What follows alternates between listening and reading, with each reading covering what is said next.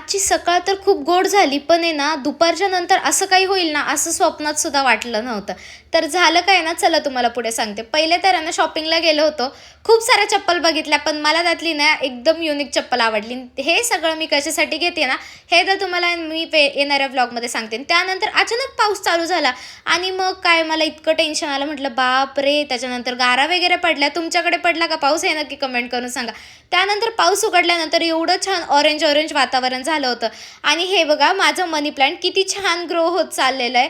तुम्ही पण आहे ना मनी प्लांट ग्रो करण्यासाठी फक्त आहे ना त्याचा दांडा कट करून आणा आणि त्याच्या खाली आहे ना हे लावा, कोरफड लावा. तर त्याने आहे ना ॲलोवेराने आहे ना खरंच मनी प्लांट खूप लवकर ग्रो होतो.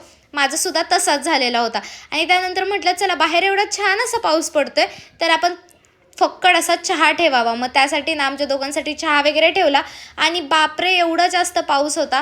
पण पहिल्या पावसात भिजण्याची ना मजाच काहीतरी वेगळी होती. थोडीफार भिजले, पण लगेच डोकं दुखायला लागलं.